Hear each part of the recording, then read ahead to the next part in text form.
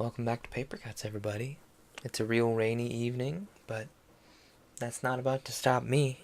We're going to get right back into Paradise Lost with Chapter 6. All night the dreadless angel unpursued through heaven's wide champlain held his way till morn, waked by the circling hours, with rosy band unbarred the gates of light. There's a cave within the mount of God, fast by his throne, where light and darkness in perpetual round lodge and dislodge by turns, which makes through heaven grateful vicissitude, like day and night.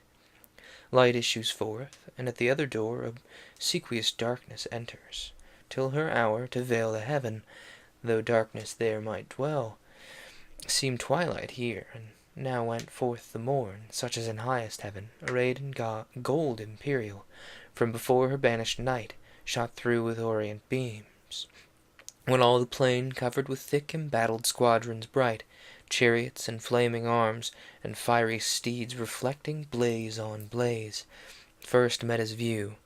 War he perceived, war in procinct, and found already known what he for news had thought to have been reported. Gladly then he mixed among those friendly powers, who him received with joy and acclamations loud, that one that of so many myriads fallen, yet one returned not lost. On the sacred hill they led him high applauded, and present before the seat supreme, from whence a voice, from midst a golden cloud, thus mild was heard. Servant of God, well done, well hast fought the better fight, who single hast maintained against revolted multitudes the cause of truth, in word mightier than they arms, and for the testimony of truth hast borne universal reproach, far worse to bear than violence, for this was all thy care, to stand approved in the sight of God. Though worlds judged thee perverse, the easier conquest now remains thee, aided by this host of friends, back on thy foes more glorious to return, than scorned thou didst depart, and to subdue by force, for who reason for their law refuse right reason for their law, and for their king Messiah, who by right of merit reigns. Go, Michael, of celestial armies prince, and thou in military prowess next Gabriel, lead forth to battle these my sons invincible. Lead forth my armed saints, by thousands and by millions ranged for fight, equal in number to that godless crew rebellious, them with fire and hostile arms fearless assault, and to the brow of heaven pursuing, drive them out from God and bliss, into their place of punishment, the gulf of Tartarus, which ready opens wide his fiery chaos to receive their fall. So spake the sovereign voice, and clouds began to darken all the hill, and smoke to roll in dusky wreaths, reluctant flames the sign of wrath awaked. Nor with less dread the loud ethereal trumpet from on high gan blow, at which command the powers militant, that stood for heaven, in mighty quadrate that stood for heaven, in mighty quadrate joined of union irresistible, moved on in silence their bright legions, to the sound of instrumental harmony, that breathed heroic ardor to adventurous deeds under their godlike leaders, in the cause of God and his Messiah. On they move indissolubly, that's a good word. On they move, indissolubly firm, nor obvious hill, nor straightening vale, nor wood, nor stream divides their perfect ranks, for high above the ground their march was, and the passive air upbore their nimble tread, as when the total kind of birds in orderly array on wing came summoned over Eden to receive their names of thee. So over many a tract of heaven they marched, and many a province wide tenfold the length of this terrain.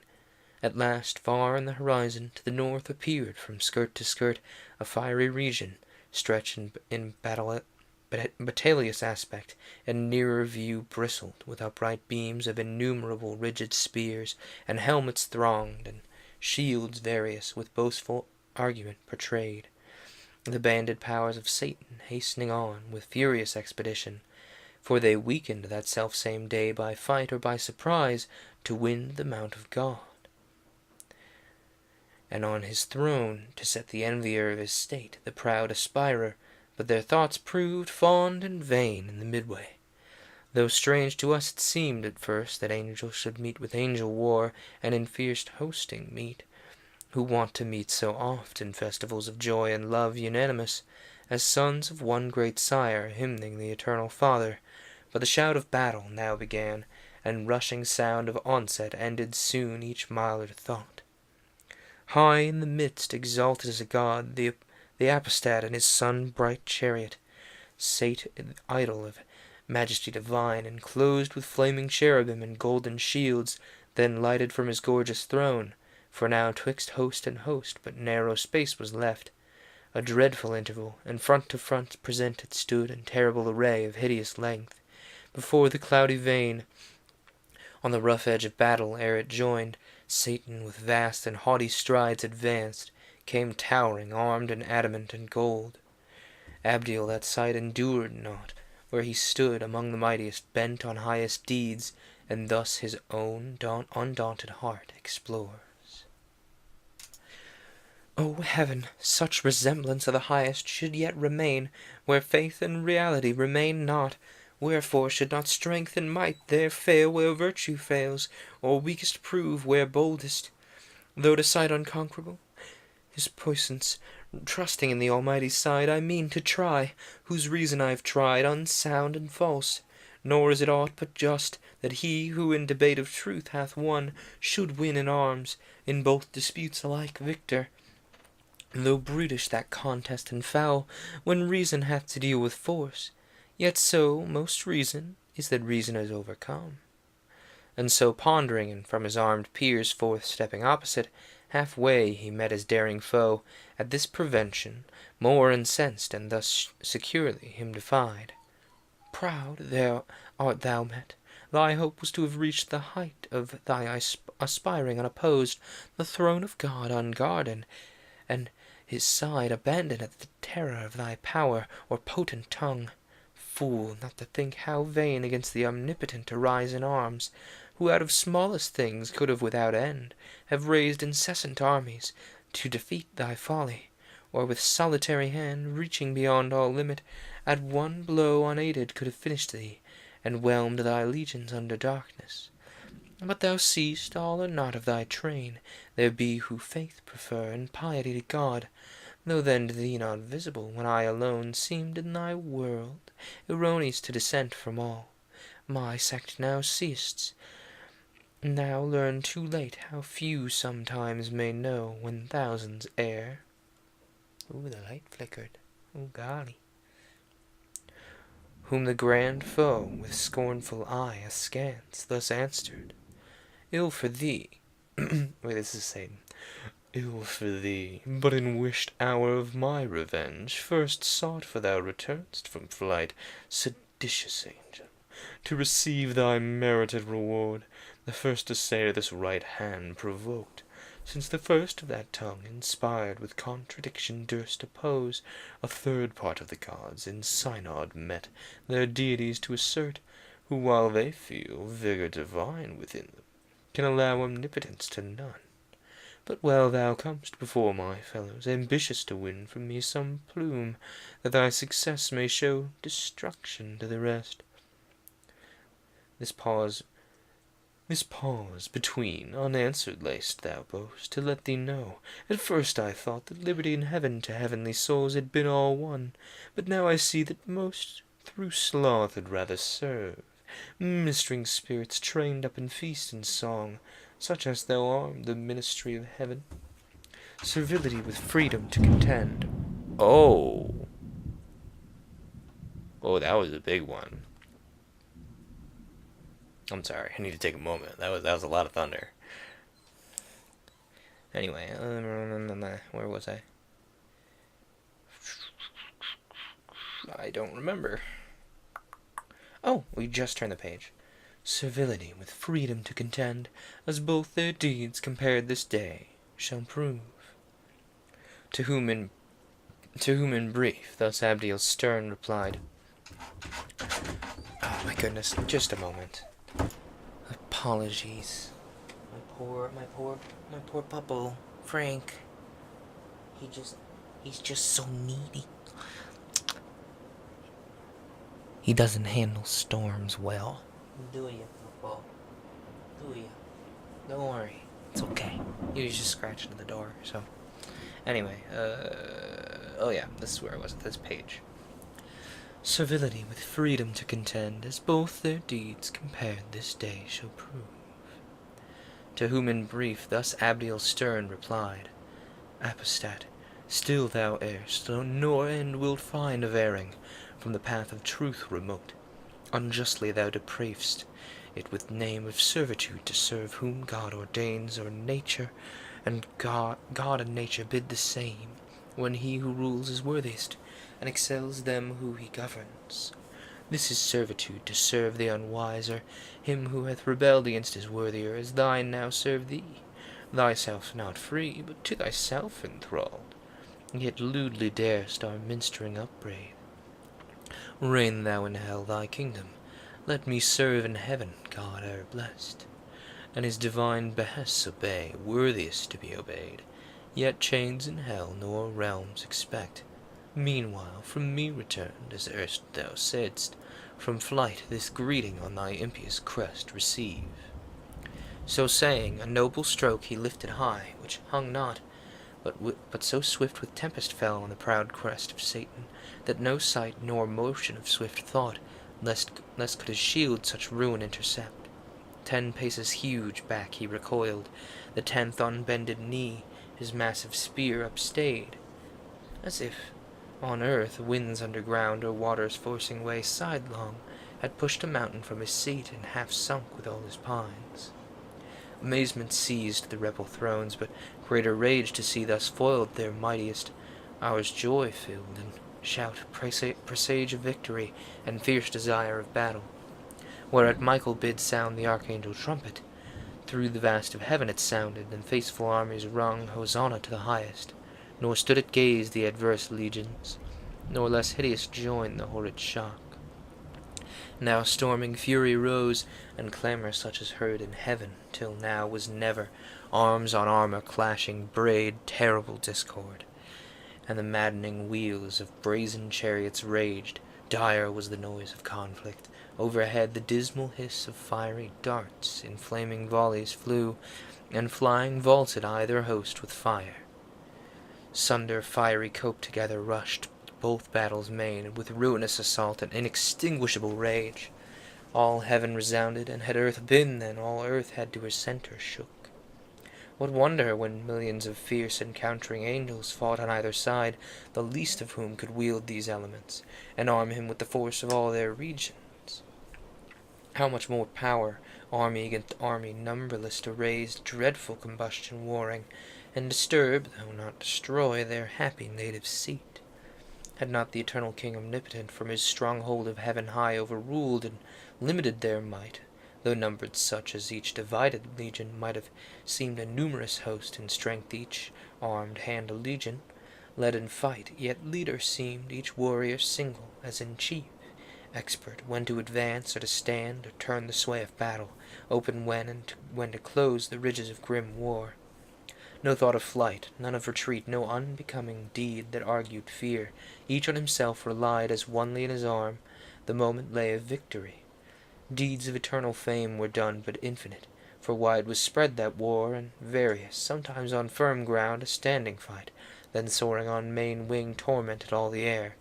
All air seemed then conflicting fire, long time in even scale the battle hung, till Satan, who that day prodigious power had shown, and met in armies no equal, ranging through the dire attack of fighting seraphim, confused at length, saw where the sword of Michael smote and felled squadrons at once, with huge two-handed sway brandished aloft the horrid edge, came down, wide wasting. Such destruction to withstand he hasted, and opposed the rocky orb of tenfold adamant, his ample shield of vast circumference.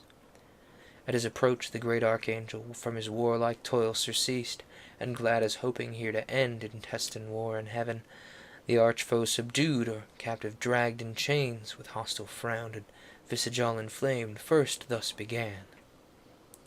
Author of evil, unknown till thy revolt, unnamed in heaven, now plenteous, as thou seest these acts of hateful strife, hateful to all, though heaviest by just measure on thyself and thy adherents. How hast thou disturbed heaven's blessed place, and into nature brought misery uncreated to the crime of thy rebellion?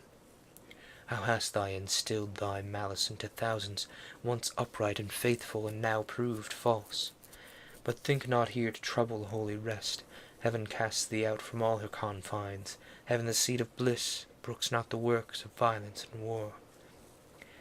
Hence then an evil go with thee along, thy offspring to the place of evil, hell. Thou and thy wicked crew there mingle broils, ere this avenging sword begin thy doom, or some more sudden vengeance winged from God precipitate thee with augmented pain. And so spake the Prince of Angels, to whom thus the adversary, to whom thus the adversary replied, Nor think thou with wind of airy threats to awe, whom yet with deeds thou canst not. Hast thou turned the least of these to flight, or if to fall, but that they rise unvanquished? Easier to transact with me that thou should hope imperious, and with threats to chase me hence. Ere not that so shall end the strife which thou call'st evil,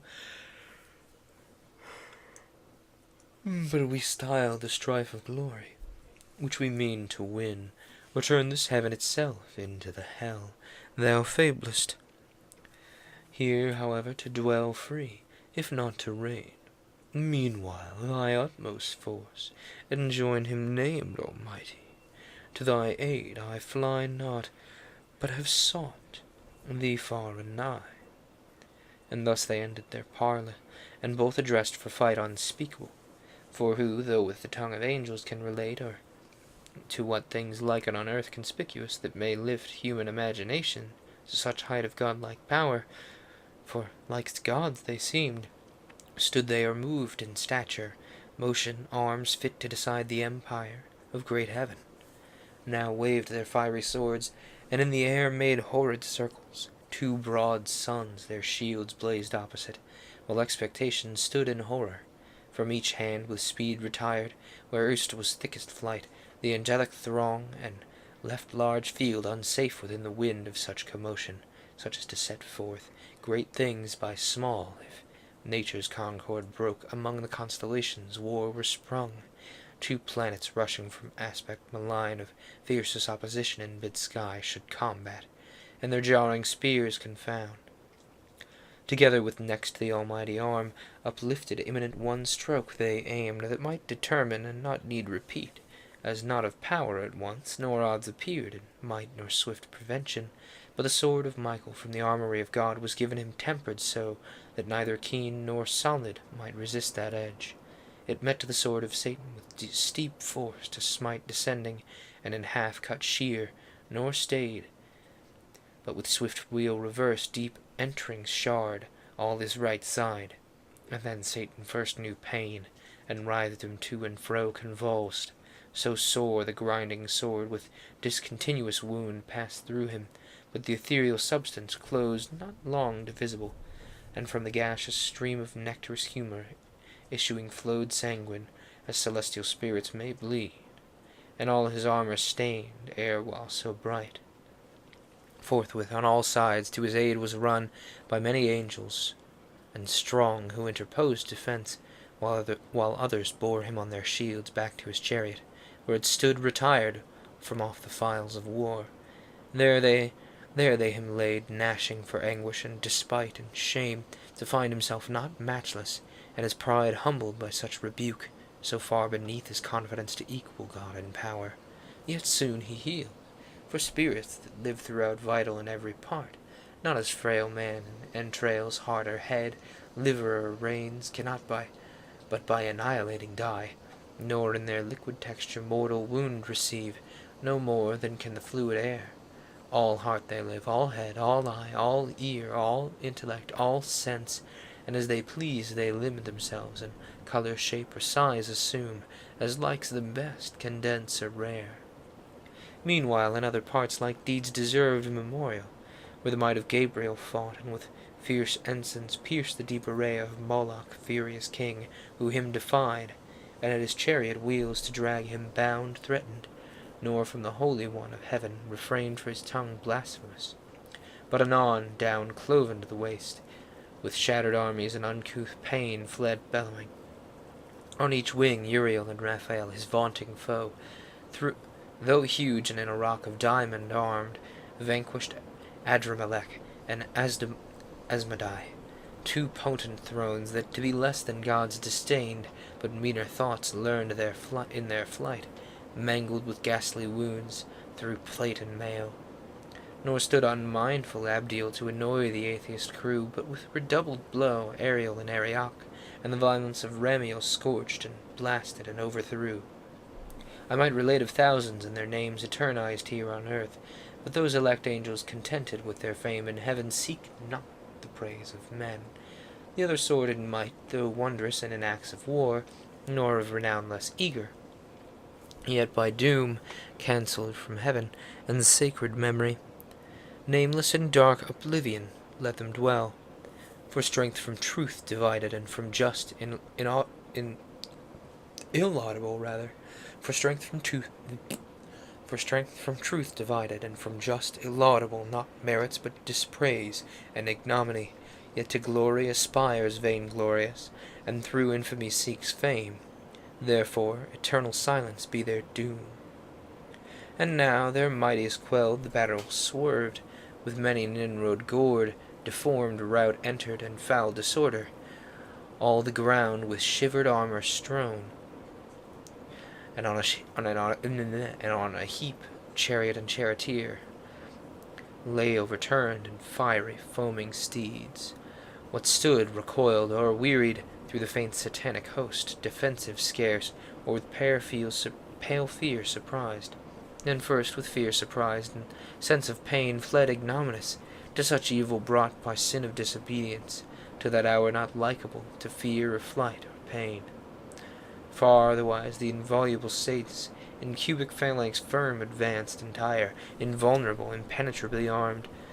Such high advantages their innocence gave them above their foes, not to have sinned, not to have disobeyed. In fight they stood unwearied, unobnoxious to be pained by wound, though from their pace by violence moved. And now night her course began, and o'er heaven, inducing darkness, grateful truce imposed, and silence on the odious din of war. Under her cloudy covert both retired, victor and vanquished. On the foughten field, Michael and his angels, prevalent encamping, placed in guard their watches round, cherubic waving fires. On the other part, Satan with his rebellious disappeared, far in the dark dislodged, and void of rest, his potentiates to council called by night, and in the midst thus undismayed began. Oh, now danger tried, now known in arms. Oh, now danger tried, now known in arms, not to be overpowered, companions dear, found worthy of liberty alone. Too mean pretence, but what be more effect? Honor, dominion, glory, and renown, who have sustained one day in doubtful fight, and if one day, why not eternal days? What heaven's Lord had powerfulest to send against us from about his throne, and judge sufficient to subdue us to his will, but proves not so. Then fallible it seems of future we may deem him, though till now omniscient thought. True is, less firmly armed, some disadvantage we endured, and pain till now not known, but known as soon condemned. Since now we find this our imperial form incapable of mortal injury, imperishable, and though pierced with wounds, soon closing and by native vigour healed. Of evil then so small is easy think the remedy, perhaps more valid arms, weapons more violent when next we meet, may serve to better us or worse our foes, or equal what between us made the odds in nature none. If other hidden cause left them superior, while we can preserve unhurt our minds and understanding sound, due search and consultation will disclose. He sat, and in the assembly next up stood Nisroch, of principalities the prime, and as one he stood escaped from cruel fight, sore toiled, his riven armies, to havoc hewn, and cloudy in aspect, thus answering spake. Deliverer from the new lords, leader to free enjoyment of our right as gods, yet hard for gods, and too unequal work we find. Against unequal armies to fight in pain, against unpained, impassive, from which evil ruin must needs ensue. For what avails valor or strength, though matchless, quelled with pain, which all subdues, and makes remiss the hands of mightiest? Sense of pleasure we may well spare out of life perhaps, and not repine, but live content, which is the calmest life.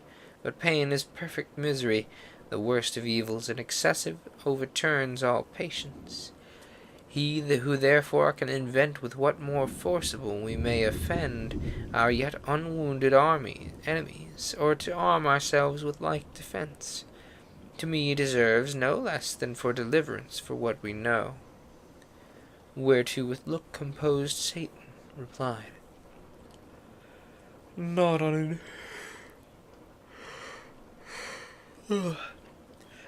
uninvented that, which now all right believed, so main to our success, I bring. Which of us who beholds the bright surface of this ethereous mould, whereupon we stand, this continent of spacious heaven, adorned with plant, fruit, flower, ambrosial gems, and gold, whose eye so superficially surveys these things, as not to mind from whence they grow, deep underground, materials dark and crude, of spirituous and fiery spurn, till touched with heaven's ray and tempered they shoot forth, so beauteous, opening to the ambient light. These in their dark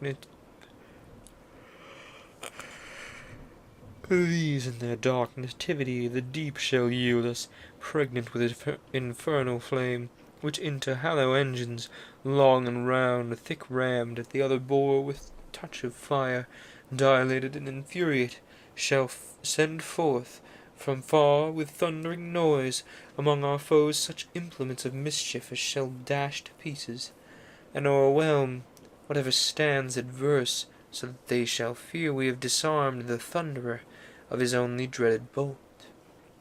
Not long shall be our labour, yet ere dawn effect shall end our wish. Meanwhile revive.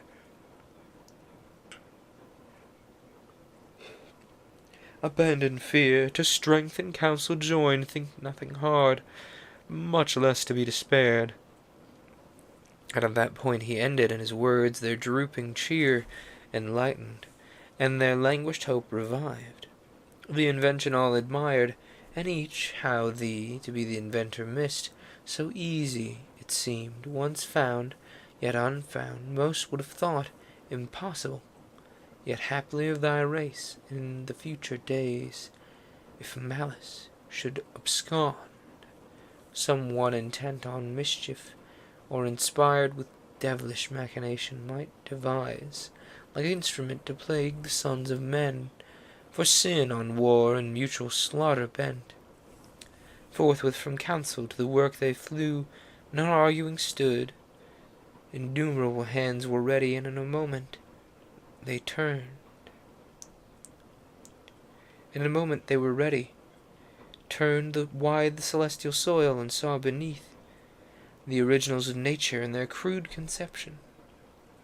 Sulphurous and nitrous foams they found, they mingled, and reduced with subtle art.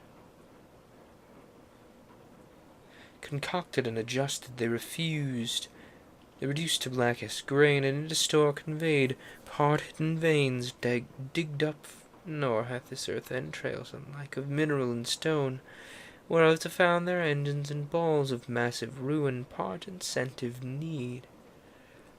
Provide, pernicious with one touch, to fire. So all their day spring under conscious night, secret they finished in an order set, with silent circumspection unespied. Now when fair morn orient and heaven appeared, Uprose the victor angels, and to arms the matin trumpets sung. In arms they stood of golden panophyll. A refulgent host soon banded.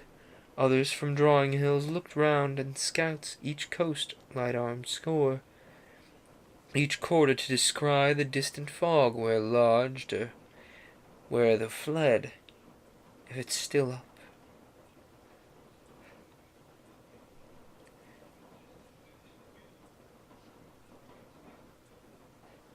In motion or in alt, him soon they had met under spread in ensigns moving high.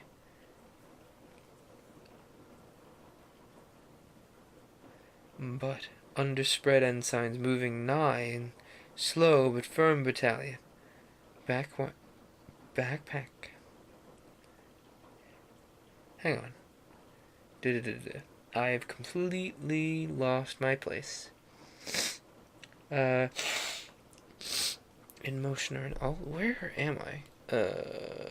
Golden panophyls unbanded. Each quarter to descry the distant fog where lodged with a flight, in motion or in alt. Him soon they met under spread ensigns moving high in slow but firm battalion. Back with speediest sail Zephyl of cherubim the swiftest wing came flying, and in mid-air aloud thus cried: Arm, warriors, arm for fight! The foe at hand, whom fled we thought, will save us long pursuit this day. Fear not his flight, so thick a cloud he comes. And settled in his face I see sad resolution and secure. Let each his adamantine coat gird well, and each fit well his helm. Grip fast his orbed shield, borne even or high. For this day will pour down, if I conjecture aught, no drizzling shower, but the rattling storm of arrows barbed with fire. And so he warned them to be aware of themselves, and soon in order quit of all impediment. Instantly, without disturb, they took alarm, and forward move embattled. When distant, not far, but distant with heavy pace, the foe, approaching gross and huge, in hollow cube training his devilish enigma.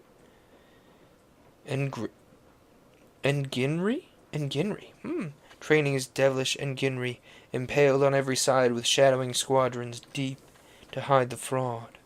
At interview both stood for a while, but suddenly at head appeared Satan, and thus was heard commanding loud: Vanguard, to the right and left the front unfold, that all may see who hate us. That all may see who hate us, how we seek peace and composure, and with open breast stand ready to receive them if they like our overture, and turn not back perverse. But I doubt, however, witness heaven witness thou anon, while we discharge freely our part. Ye who appointed stand, do as you have in charge, and briefly touch what we propound, and Lord all that may hear. So scoffing in ambiguous words, he scarce had ended, when to the right and left the front divided, and to either flank retired, which to our eyes discovered new and strange. A triple-mounted row of pillars laid on wheels, on hollowed bodies made of oak and fir with branches lopped, like in wood or mountain felled. Brass, iron, stony mold had not their mouths.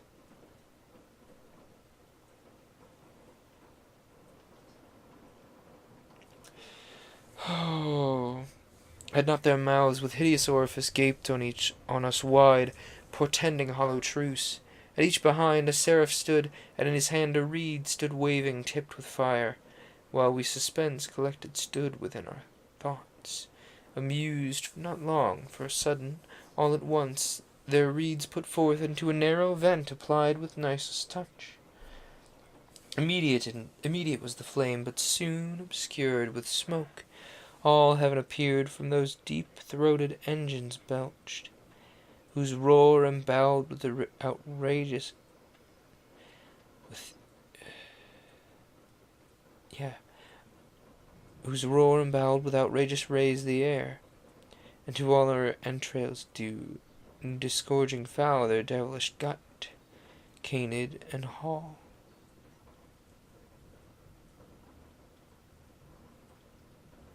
Da-da.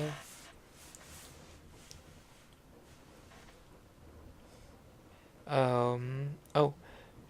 Embowed with outrageous noise the air, and all her entrails tore, disgorging foul their devilish glut, chained thunderbolts and hail of iron globes, which are on the victor's level, with such impetuous fury smote, that when they hit, none on their feet might stand.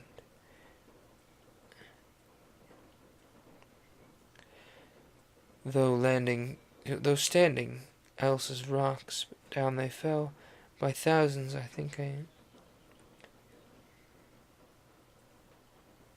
by thousands, angel on archangel rolled, the sooner for their arms, unarmed they might be. Have easily as spirits evaded, swift by quick contradiction or remote. But now foul dissipation followed. Foul dissipation followed, and forced rout, nor it served to relax their serried files. What should they do if they rush?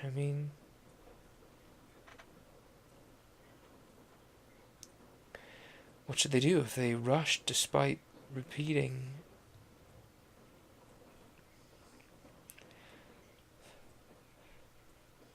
If on they rushed, repulse repeated and iridescent overthrow doubled, would that render them yet more despised, and to their rank foes a laughter?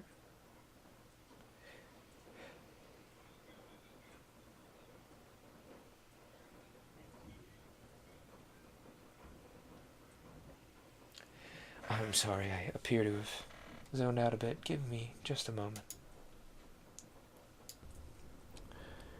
What should they do? If on they rushed, repulse repeated, and indecent overthrow doubled, would render them yet more despised, and to their foes a laughter. For in view stood ranked of seraphim, another row in posture to displode their second tire of thunder, back defeated to return they worse abhorred. Satan beheld their plight, and to his mates thus in derision called. Oh, friends, why not come on these victors proud, ere while they fierce were coming, and when we, to entertain them fair with open front and breast, what could we more? Propounded terms of composition, straight they changed their minds, flew off, and into strange vagaries fell. As they would dance, yet for a dance they seemed somewhat extravagant and wild, perhaps for joy of offered peace. But I suppose if our proposals once again were heard, we should compel them to a quick result.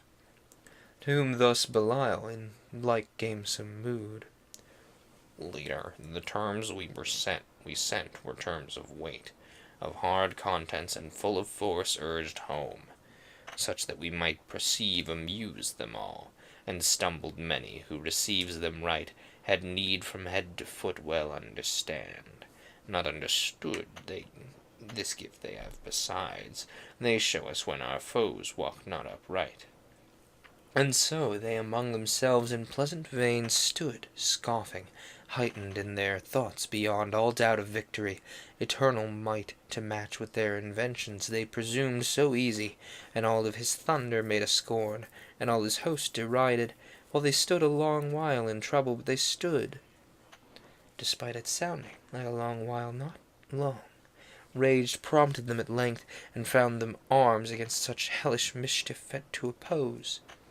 Forthwith, behold the excellence, the power which God hath in his mighty angels placed. Their arms away they threw, and to the hills, for earth hath this variety from heaven, of pleasure situated in hill and dale, Light as the lightning glimpse they ran, they flew from their foundations, loosening to and fro. They plucked the seated hills with all their load. Rocks, waters, woods, and by the shaggy tops uplifting bore them in their hands. Amaze and be sure, and terror seized the rebel host, when coming towards them so dread they saw bottoms of mountains upward turned, till on those cursed engines triple row they saw them whelmed, and all their confidence under the weight of the mountains buried deep, themselves invaded next, and on their heads main promontories flung, in which the air came shadowing, and oppressed whole legions armed.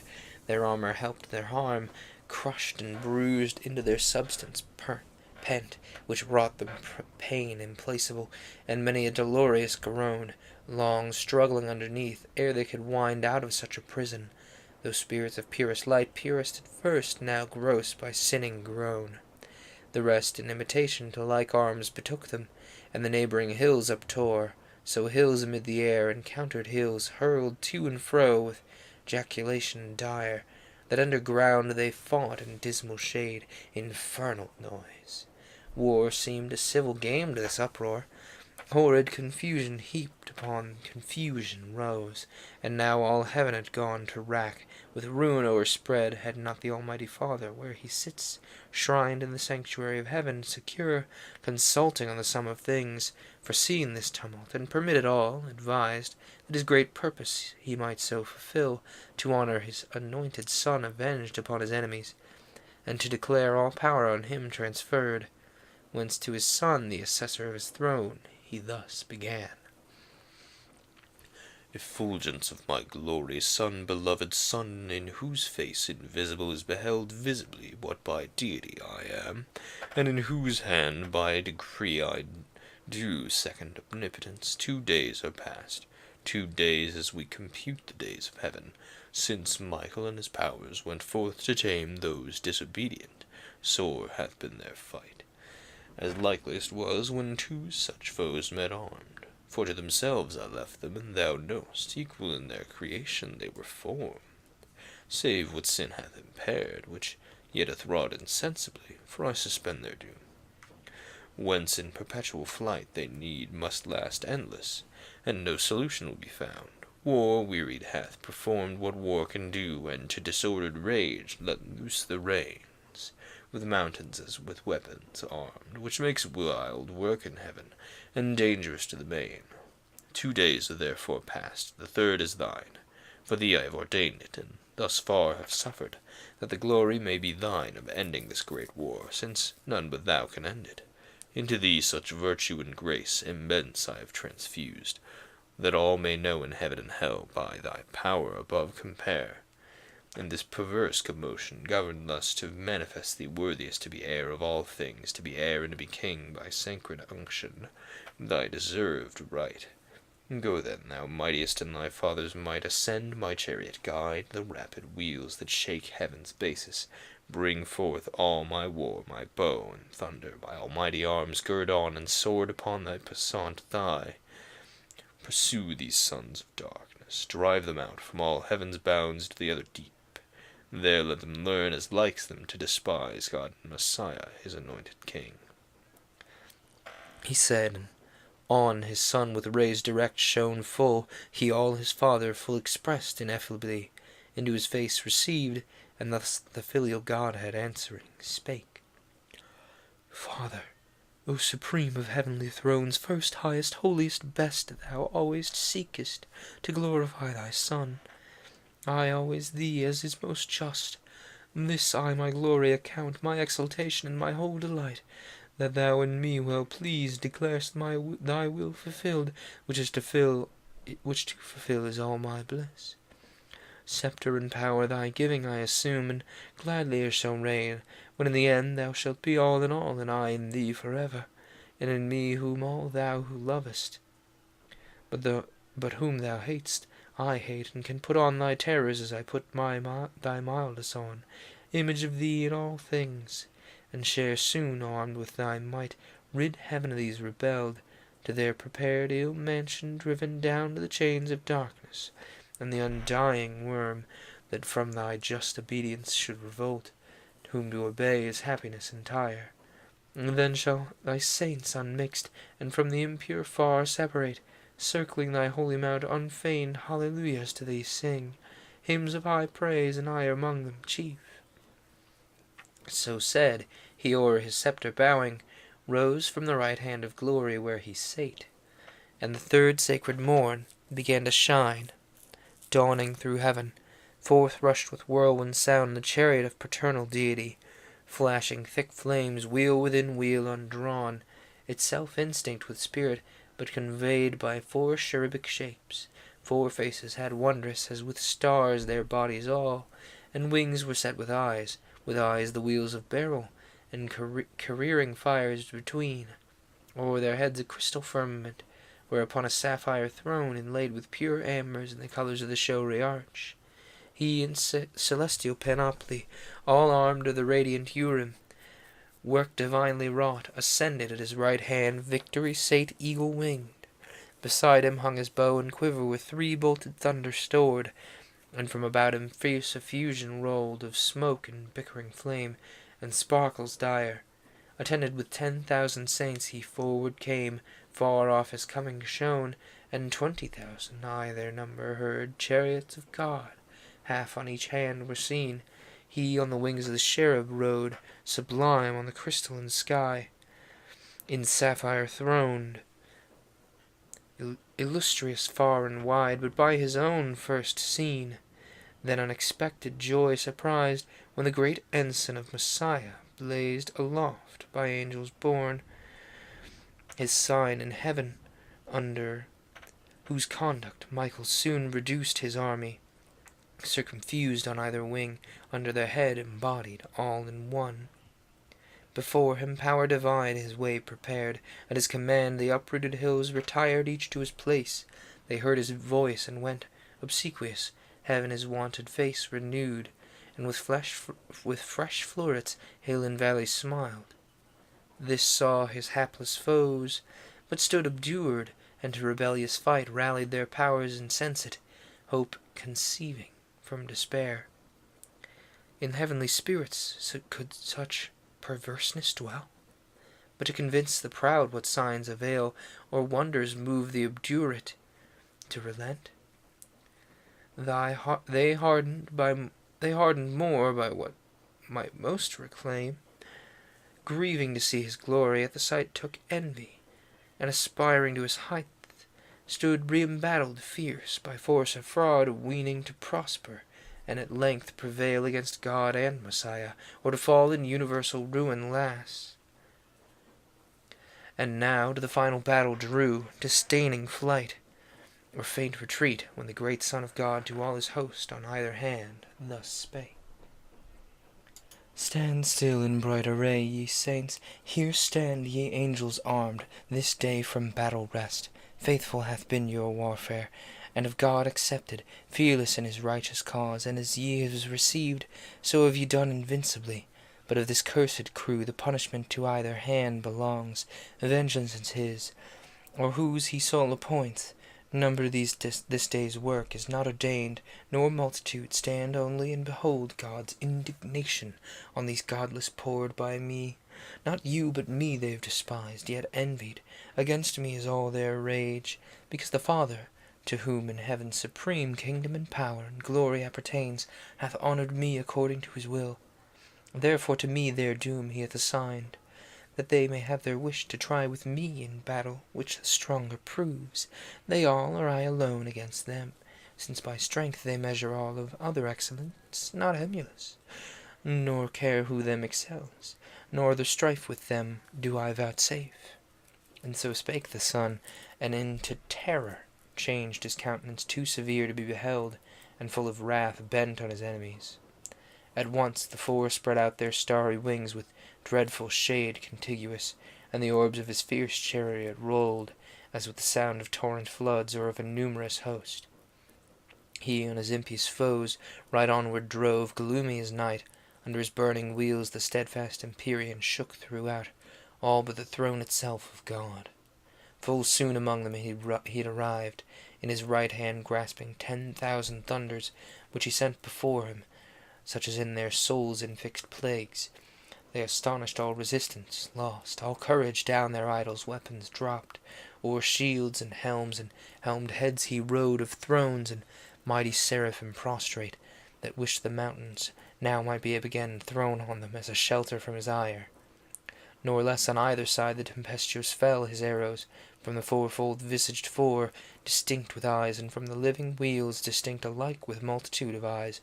One spirit in them ruled, and every eye glared lightning, and shot forth pernicious fire among the accursed, that withered all their strength, and of their wonted vigour left them drained, exhausted, spiritless, afflicted, fallen. Yet half his strength he put not forth, but checked his thunder in mid-volley, for he meant not to destroy, but root them out of heaven. The overthrown he raised, and as a herd of goats or timorous flock together thronged, drove them before thunderstruck, pursued with terrors and with furies to the bounds and crystal wall of heaven, which opening wide rolled inward, and a spacious gap disclosed into the wasteful deep. The monstrous sight shook them with horror backward, but far worse urged them behind. Headlong themselves they threw down from the verge of heaven. Eternal wrath burnt after them to the bottomless pit. Hell heard the insufferable noise. Hell saw heaven ruining from heaven, and would have fled affrighted, but strict fate had cast too deep her dark foundations, and too fast had bound. 9 days they fell, confounded chaos roared, and tenfold confusion in their fall through his wild anarchy. So huge a rout encumbered him with ruin. Hell at last, yawning, received them whole, and on them closed. Hell, their habitation, fraught with fire unquenchable, the house of woe and pain. Disburdened, heaven rejoiced, and soon repaired her mural breach, returning whence it rolled.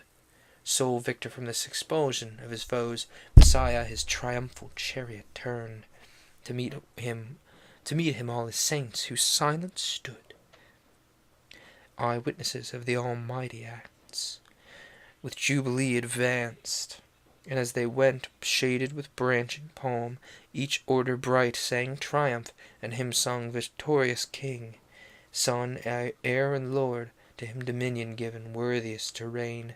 He celebrated and rode triumphant through mid-heaven, into the courts and temple of his mighty Father, throned on high, who into glory him received, where now he sits at the right hand of bliss, thus measuring things in heaven by things on earth at thy request. And now, that thou mayst beware what is past, to thee I have revealed what might have else to the human race been hid, the discord which befell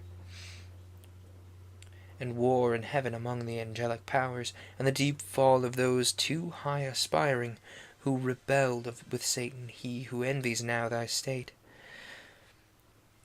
who now is plotting how he may seduce thee also from obedience, that with him bereaved of happiness thou mayst partake his punishment, eternal misery, which would be all his solace and revenge, as a despite dawn against the Most High, thee once to gain companion of his woe. But listen not to his temptations, warn thy weaker, let it profit thee to have heard, by terrible example, the reward of disobedience. Firm they might have stood, and yet they fell. Remember, and fear to the transgress. Alright, it's been about an hour. We're at a chapter boundary, so I'd say now is a good time to pause the recording, go get a snack, maybe walk some, definitely get some water. Took myself a water break, and I hope everybody else had a good little intermission there. Let's get right back into it with chapter 7, book 7, I suppose. I'm not sure why they call the chapters books. Odd phrasing. Maybe it's because it's an epic poem rather than an ordinary story. I'm not entirely sure. Anyway, I digress. Descend from heaven, Urania, by that name, if rightly thou art called, whose voice divine, following, above the Olympian hill I soar, above the flight of Pegasean wing. The meaning, not the name, I call, for thou nor of the Muses 9, nor on the top of old Olympus dwell'st, but heavenly born. Before the hills appeared, a fountain flowed. Thou with eternal wisdom didst converse, wisdom thy sister, and with her didst play in the presence of the Almighty Father, pleased with thy celestial song. Upled by thee into the heaven of heavens, I've presumed, an earthly guest, and drawn imperial air, thy tempering, with like safety, guided down, return to me my native element. Least from this flying steed unreined, at once Bellerophon,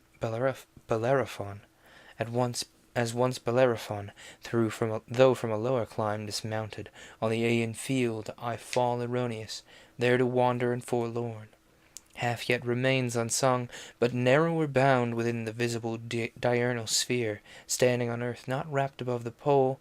More safe I sing with mortal voice unchanged, to hoarse or mute, though fallen on evil days, though fallen in evil tongues, in darkness and with dangers compassed round, and solitude, yet not alone, while thou visit'st my slumbers nightly, or when morn purples the east, still govern thou my song, Urania, and fit audience find, though few, but drive far off the barbarous dissonance of Bacchus and his revellers, the race of that wild rout that tore the Thracian bard and rode up, where woods and rocks had ears to rapture, till the savage clamour drowned both harp and voice, nor could the muse defend her son. So fail not thou, who thee implores, for thou art heavenly, she an empty dream. Say, goddess, what ensued when Raphael, the affable archangel, had forewarned Adam by dire example to beware apostate, by what befell in heaven to those apostates, least the like befall in paradise to Adam or his race, charged not to touch the interdicted tree if they transgress and slight that sole command, so easily obeyed amid the choice of all tastes else to please their appetite, though wandering.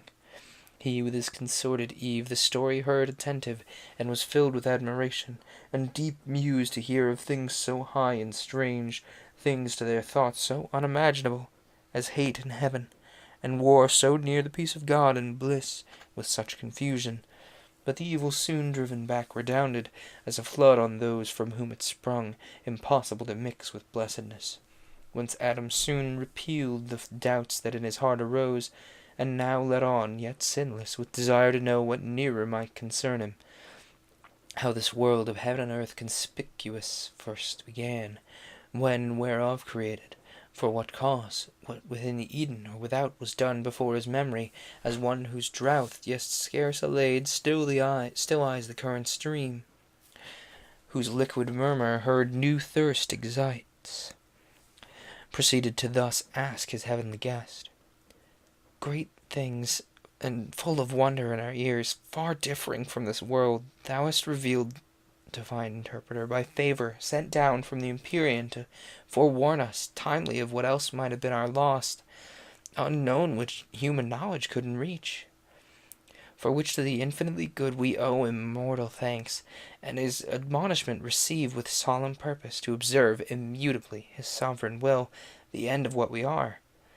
Since thou hast vouchsafed gently for our instruction to impart things above earthly thought, which yet concerned our knowing, as to highest wisdom seemed, deign to descend now lower, and relate what may no less perhaps avail us known, how first began this heaven, which we behold distant so high, with moving fires adorned innumerable, and this which yields or fills all space, the ambient air wide interfused, embracing round this florid earth, what cause moved the Creator in his holy rest through all eternity, so late to build in chaos, and the work began, how soon absolved, if unforbid thou mayst unfold what we, not to explore the secrets, ask, of his eternal empire, but the more to magnify his works, the more we know, and the great light of day yet wants to run much of his race through steep suspends in heaven, held thy voice, thy potent voice he hears, and longer will delay to hear thee tell his generation,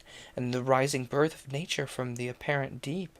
Or if the star of evening and the moon haste to thy audience, night with her will bring silence, and sleep listening to thee will watch, or we can bid his absence till thy song end, and dismiss thee ere the morning shine. Thus Adam his illustrious guest besought, and the godlike angel answered mild, This Also thy request with caution asked obtain, though to recount almighty works, what words or tongue of seraph can suffice, or what heart of man suffice to comprehend? Yet what thou canst attain, which best may serve to glorify the Maker, and infer thee also happier, shall not be withheld thy hearing. Such commission from above I have received to answer thy desire of knowledge within bounds. Beyond abstain to ask, nor let thine own inventions hope things not revealed, which the invisible King, onely omniscient, hath suppressed in night, to none communicable in earth or heaven, although is left besides to search and know. But knowledge is his food, and needs no less her temperance, over appetite, to know in measure what the mind may well contain, oppresses else with the surfeit, and soon turns wisdom to folly, as nourishment to wind. Know then that after Lucifer from heaven, so call him brighter, once amongst the host of angels than that star that stars among, fell with his flaming legions through the deep into his place, and the great sun returned victorious with his saints. The omnipotent and eternal Father from his throne beheld their multitude, and to his Son thus spake. At least our envious foe hath failed, who thought all like himself rebellious, by those aid this inaccessible high strength, the seat of deity supreme, us disposest. He trusted to have seized, and into fraud drew many, whom their place knows here no more. Yet far the greater part have kept, I see, their station. Heaven yet so populous retains number sufficient to possess her realms, though wide, and this high temple to frequent with ministries due and solemn rites. But least his heart exalt him in the harm already done, to have dispeopled heaven, my damage fondly deemed. I can repair that detriment, if such to be lose self lost, and in a moment will create another world, out of one man a race of men innumerable, there to dwell, not here, till by degrees of merit raised they open to themselves at length the way up hither, under long obedience tried, and earth be changed to heaven, and heaven to earth, one kingdom, joy and union without end. Meanwhile inhabit lax, ye powers of heaven, and thou my word-begotten Son, by thee this I perform, speak thou and be it done. My overshadowing spirit and might with thee I send along, ride forth, and bid the deep within appointed bounds to be heaven and earth, boundless the deep, because I am who fill infinitude, nor vacus the space. Though I uncircumscribed myself retire, and put not forth my goodness, which is free to act or not, necessity and chance approach not me, and what I will is fate. And so spake the Almighty, and to what he spake his word, the filial Godhead gave effect. Immediate were the acts of God, more swift than time or motion, but to human ears cannot without process of speech be told, so told as earthly notion can receive. Great triumph and rejoicing was in heaven, when such was heard declared the Almighty's will. Glory they sung to the Most High, goodwill to future men, and in their dwellings peace. Glory to him whose just avenging ire had just driven out the ungodly from his sight, and the habitations of the just. To him glory and praise, whose wisdom had ordained good out of evil to create, instead of spirits malign, a better race to bring into their vacant room, and thence diffuse his good to the worlds and ages infinite. So sang the hierarchies. Meanwhile the sun on his great expedition now appeared, girt with omnipotence, with radiance crowned of majesty divine, sapience and love immense, and all his Father in him shone. About his chariot numberless were poured cherub and seraph, potentiates and thrones and virtues, winged spirits, chariots winged, from the armory of God, from where stand of old myriads between two brazen mountains, lodged against a solemn day, harnessed at hand, celestial equipage. And now came forth spontaneous, for within them spirit lived, attendant on their Lord. Heaven opened wide her ever-during gates, harmonious sound on golden hinges moving, to let forth the King of Glory and his powerful word and spirit, coming to create new worlds. On heavenly ground they stood, and from the shore they viewed the vast immeasurable abyss, outrageous as a sea, dark, wasteful, wild, up from the bottom turned by furious winds and surging waves, as mountains to assault heaven's height, and with the center mix the pole. Silence, ye troubled waves, and thou deep, Peace, said then the omnific word, your discord end. Nor stayed, but on the wings of cherubim uplifted, in paternal glory rode far into chaos, and the world unborn, for chaos heard his voice. Him all his train followed in bright procession to behold creation, and the wonders of his might. Then stayed the fervid wheels, and in his hand he took the golden compasses, prepared in God's eternal store to circumscribe this universe and all created thing. One foot he centered, and the other turned round through the vast profundity obscure, and said, Thus far extend, thus far thy bounds, this be thy just circumference, O world. And thus God the heaven created. Thus the earth, matter unformed and void. Darkness profound covered the abyss, but on the watery calm his brooding wings the Spirit of God outspread, and vital virtue infused, and vital warmth throughout the fluid mass, but downward purged the black Tartarus cold, infernal dregs adverse to life, and then founded, then conglobed like things to like, the rest to several place disparted, and between spun out the air, and earth self-balanced on her centre hung. Let there be light, said God, and forthwith light ethereal, first of things, quintessence pure, sprung from the deep, and from her native east to journey through the airy gloom began, sphered in a radiant cloud, for yet the sun was not. She in a cloudy tabernacle was sojourned the while. God saw the light was good, and light from darkness by the hemisphere divided, light the day, and darkness night he named. Thus was the first day, evening and morn, nor passed uncelebrated nor unsung by the celestial choirs, when orient light exhaling first from darkness they beheld, birthday of heaven and earth. With joy and shout the hollow universal orb they filled, and touched their golden harps, and hymning praised God and his works. Creator him they sung, both when first evening was and when first morn. And again God said, Let there be firmament amid the waters, and let it divide the waters from the waters.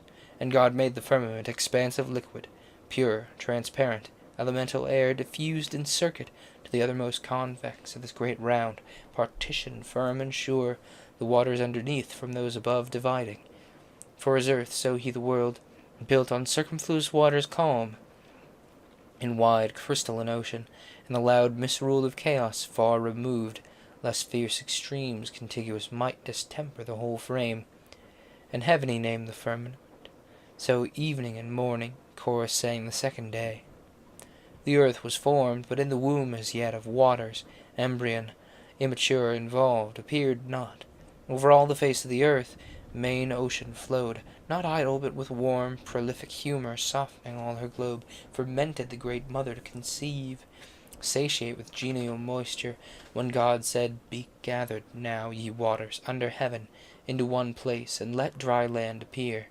And immediately the mountains, huge, appeared emergent, and their broad bare backs upheaved into the clouds, their tops ascending the sky.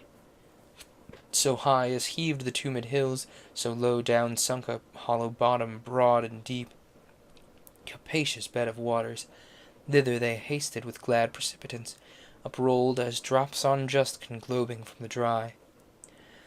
Part rise in crystal wall or ridge direct for haste, such flight the great command impressed on the swift floods, as armies at the call of trumpet, for of armies thou hast heard, trooped their standard, so to the watery throng, wave after rolling wave, where way they found, if steep with torrent rapture, if through plain soft ebbing, nor withstood them rock or hill, but they, or underground, or circuit wide, with serpent errand wandering, found their way, and on the washy ooze deep channels wore, easy ere God had bid the ground be dry, all but within those banks, where rivers now stream and perpetual draw their humid train. The dry land, earth, and the great receptacle of congregated waters he'd called seas, and he saw that it was good, and said, Let the earth put forth the verdant grass. Let the earth put forth the verdant grass, herb yielding seed, and fruit tree yielding fruit after her kind, whose seed is in herself upon the earth.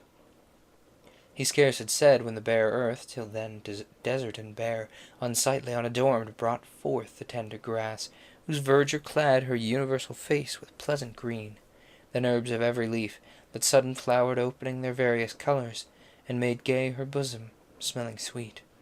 And these scarce blown, forth flourished thick the clustering vine, forth crept the smelling gourd, up stood the corny reed embattled in her field, add the humble shrub and bush with frizzled hair implicit, and last rose as in dance the stately trees, and spread their branches, hung with copious fruit, or gemmed their blossoms.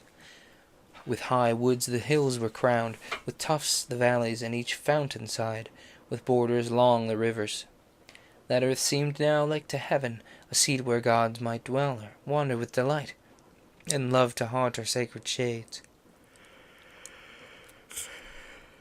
Though God had not yet reigned upon the earth, and man to till the ground, none was, but from the earth a dewy mist went up and watered all the ground, and each plant of the field, which ere it was in the earth God made, and every herb before it grew on the green stem. And God saw that it was good. So evening and morning recorded the third day. And again the Almighty spake, Let there be lights high in the expanse of heaven, to divide the day from night, and let them be for signs, for seasons, and for days, and circling years. And let them be for lights as I ordain their office in the firmament of heaven, to give light on the earth. And it was so. And God made 2 great lights, great for their use to man, the greater to have rule by day, the less by night altern, and made the stars, and set them in the firmament of heaven, to illuminate the earth, and rule the day in their vicissitude, and rule the night, and light from darkness to divide. God saw, surveying his great work, that it was good. For of celestial bodies first the sun, a mighty sphere he framed, unlightsome first, though of ethereal mould. Then formed the moon, globos, and every magnitude of stars, and sowed with stars the heaven thick as a field. Of light by far the greater part he took, transplanted from her cloudy shrine, and placed in the sun's orb, made porous to receive and drink the liquid light, firm to retain her gathered beams, and great palace now of light. Hither as to their fountain other stars repairing, in their golden urns draw light, and thence the morning planet gilds his horns. By tincture or reflection they augment their small peculiar, though from human sight so far remote, with diminution seen. First in his east the glorious lamp was seen, regent of day, and all the horizon round, invested with bright rays, joined to run his longitude through heaven's high road. The grey dawn and the Pleiades before him danced, shedding sweet influence. Less bright the moon, but opposite in levelled west, was set as mirror, with full face borrowing her light from him, for other light she needed none in that aspect. And still that distance keeps till night, then in the east her turns she shines, revolved on heaven's great axle, and her reign with 1,000 lesser lights individual holds, with 1,000 stars, that then appeared spangling the hemisphere, then first adorned with their bright luminaries that set and rose, glad evening and glad morn crowned the 4th day.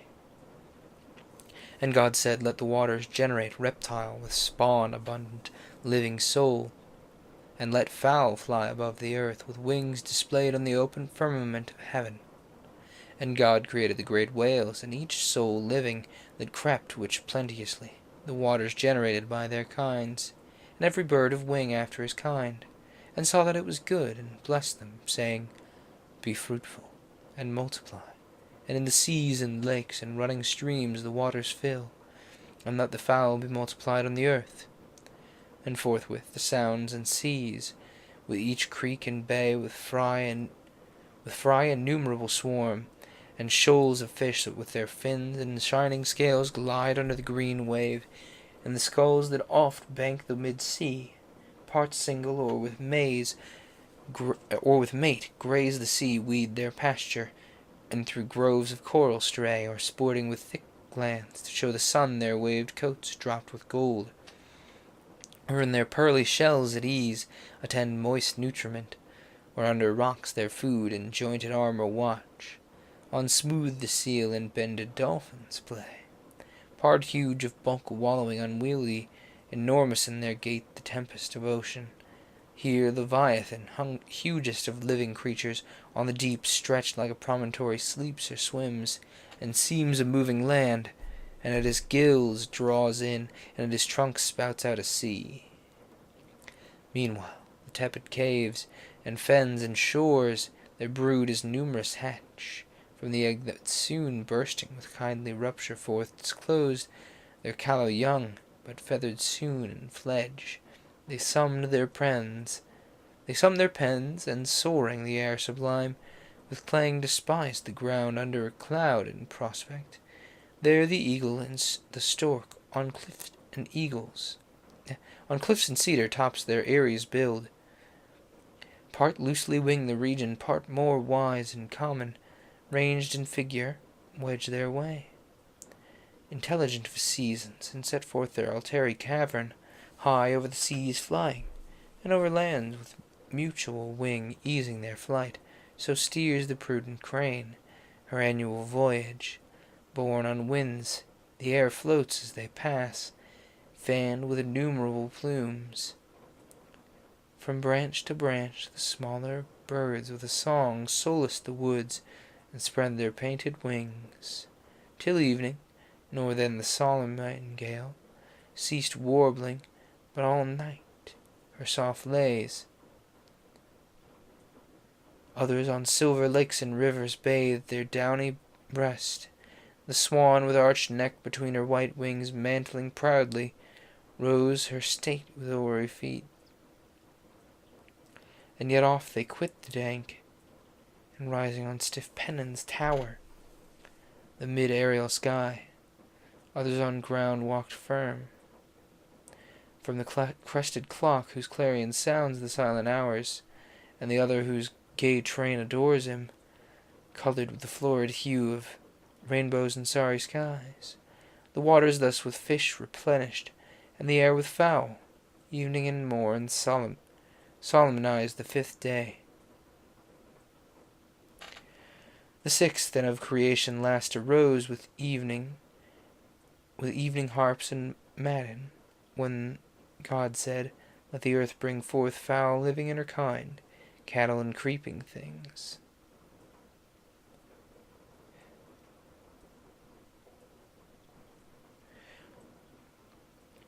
Oh my goodness. Cattle and creeping things, and beasts of the earth, each in their kind. The earth obeyed, and straight opening her fertile womb teemed at a birth in numerous living creatures, perfect forms, limbed and full grown. Out of the ground uprose, as from his lair, the wild beast where he runs in forest wild, in thicket, brake, or den. Among the trees in pairs they rose, and walked, the cattle in the fields and meadows green, those rare and solitary, these in flocks pasturing all at once, and in broad herds upsprung. The grassy clods now calved, and half appeared the tawny lion, pawing to get free his hinder parts, then springs as to break from bonds, and rampant shakes his brindled head. The ounce, the leopard, and the tiger, as the mole, rising the crumbled earth above them threw in hillocks. The swift stag from underground bore up his branching head, and scarce from his mould, behemoth, biggest born of earth, upheaved his vastness, fleeced the flocks in bleeding rows, as plants, ambiguous between the sea and land. The river horse and scaly crocodile at once came forth, whatever creeps the ground, insect or worm. Those waved their limber fans for wings, and the smallest lineament exact, in all the liveries decked of summer's pride, with spots of gold and purple, and azure and green, staking the ground with a trace, not all minims of a nature, some of her serpent kind, wondrous in length and corpulously involved. Their snaky folds and added wings. First crept the parsimonious emmet, confident of the future, in a small room, large, hard, enclosed, pattern of just equality, perhaps hereafter, joined into popular tribes of commonality. Swarming next appeared the female bee that feeds her husband drone deliciously, and builds her waxen cells with honey stored. The rest are numberless, and thou their natures know'st, and gave them names, needless to thee repeated. The serpent, scuttleless beast of all field, of huge extent sometimes, with brazen eyes and hairy mane terrific, though to thee not noxious, but obedient thy call. Now heaven all her glory shone, and rolled her motions, as the first great mover's hand first wheeled their course. Earth in her rich attire consummate lovely smiled. Air, water, and earth, by fowl, fish, and beast was flown, was swim, was walked. Frequent, and of the 6th day yet remained, there wanted yet the master work at the end of all yet done.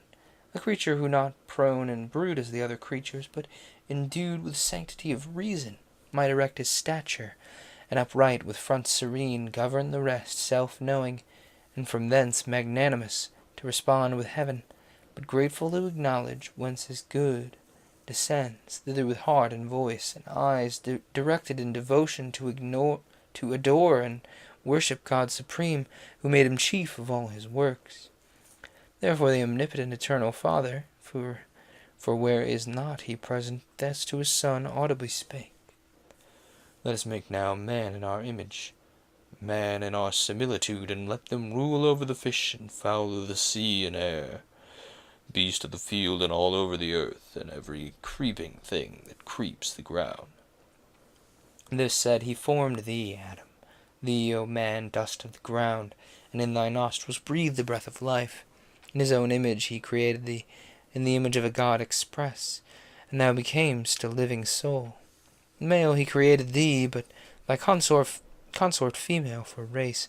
Then blessed mankind, and said, Be fruitful, multiply, fill the earth, subdue it, and throughout dominion hold over fish of the sea, and fowl of the air, and every living thing that moves on the earth.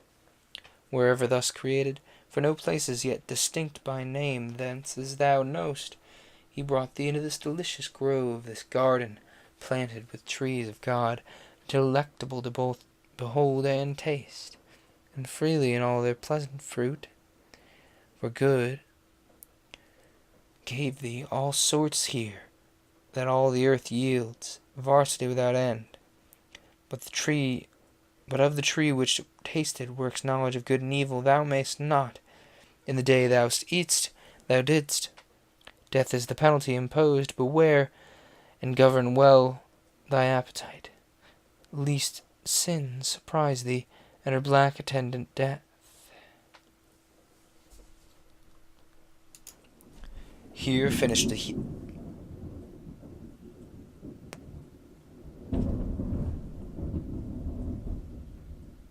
Dang. That was a huge peal of thunder.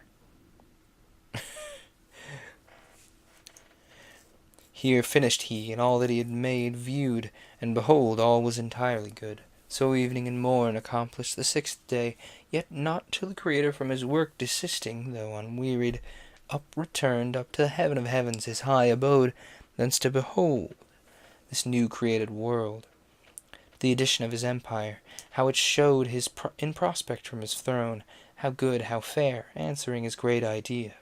Up he rode, followed with acclamation and the sound symphonious of 10,000 harps that tuned angelic harmonies.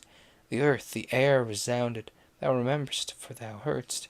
The heavens and all the constellations rung, the planets in their stations listening stood, while a great pomp ascended jubilant. Open, ye everlasting gates, they sung, open, ye heavens, your living doors, let in the great Creator from his work returned magnificent, his 6 days' work, a world open and henceforth oft. For God will deign to visit oft the dwellings of just men delighted, and with frequent intercourse thither will send his winged messengers on errands of supernal grace. So sung the glorious train ascending. He through heaven that opened wide her blazing portals, led to God's eternal house direct the way. A broad and ample road, whose dust is gold and pavement stars, as stars do they appear, seen in the galaxy, that Milky Way, which nightly is a circling zone thou seest, powdered with stars.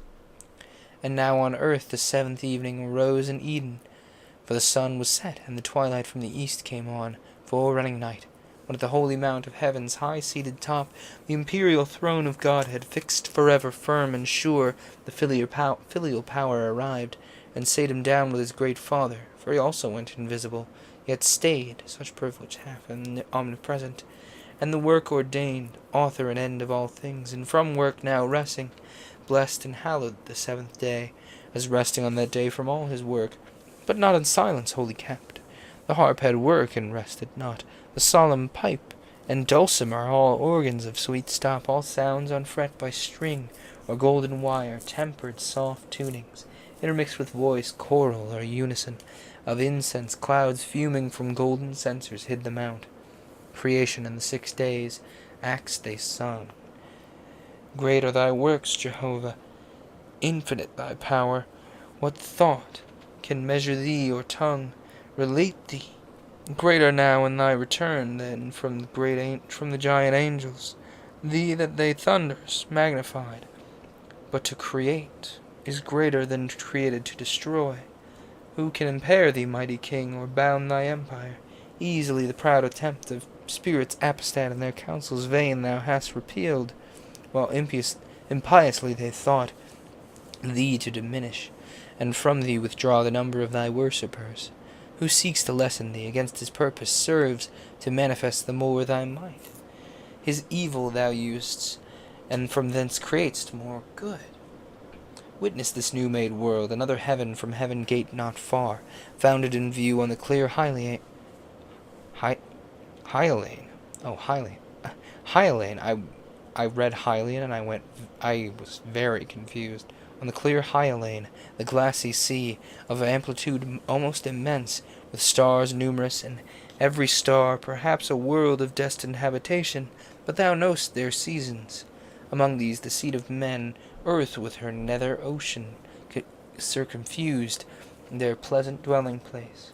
Thrice happy men and sons of men, whom God hath thus advanced, created in his image, there to dwell and worship him, and in reward to rule over his works, on earth and sea or in air, and multiply a race of worshippers, holy and just, thrice happy if they know their happiness, and persevere upright. So sung they, and the Empyrean rung with hallelujahs. Thus was Sabbath kept.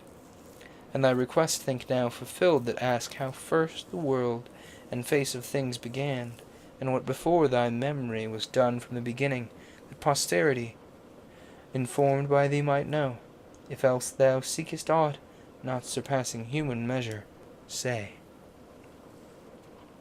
And to whom thus Adam gratefully replied, What thanks sufficient, or what recompense equal, have I to render thee, divine historian, who thus largely hast allayed the thirst I had of knowledge, and vouchsafed this friendly condescension to relate things else by me unsearchable, now heard with wonder but delight, and as is due, with glory attributed to the high Creator. Something of doubt remains, which onely thy solution can resolve. When I behold this goodly frame, this world of heaven and earth consisting, and compute their magnitudes, this earth a spot, a grain, an atom, with the firmament compared with all her numbered stars, spaces that seem to roll to spaces incomprehensible, for such their distance argues, and their swift return diurnal, merely to officiate light round this opacious earth, this punctual spot, one day and night, in all their vast survey, useless besides. Reasoning I oft admire, how nature wise and frugal could commit such disproportions, with superfluous hand, so many nobler bodies to create, greater so manifold to this one use, for aught appears, and on their orbs impose such restless revolution, day by day repeated, while the sedentary earth, that better might with far less compass move, served by more noble than herself, attains her end without least motion, as tribute such a sumless journey broad of incorporeal speed, her warmth and light speed, to describe whose swiftness number fails. So spake our sire, and by his countenance seemed entering on studious thoughts abstruse, which Eve, perceiving where she sat, retired in sight with lowliness majestic from her seat, and grace that one who saw to wish her stay rose and went forth among her fruits and flowers to visit how they prospered, bud and bloom her nursery. They at her coming sprung, and touched by her fair tendance gladlier grew. And yet she went not, as not with such discourse delighted, or not capable her ear of what was high.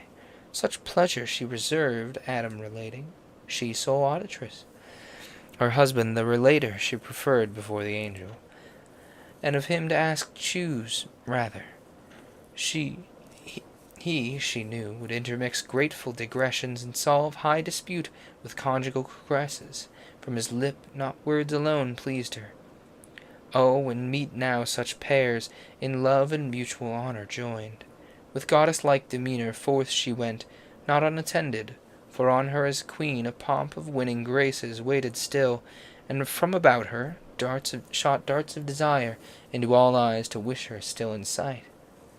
And Raphael now to Adam's doubt proposed, benevolent and facile, thus replied: To ask or search I blame thee not, for heaven is as the book of God before thee set, wherein to read his wondrous works, and learn his seasons, hours or days, or months or years.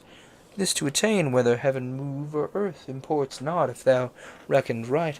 The rest from man or angel the great architect did wisely to conceal, and not divulge his secrets to be scanned by them who ought rather admire.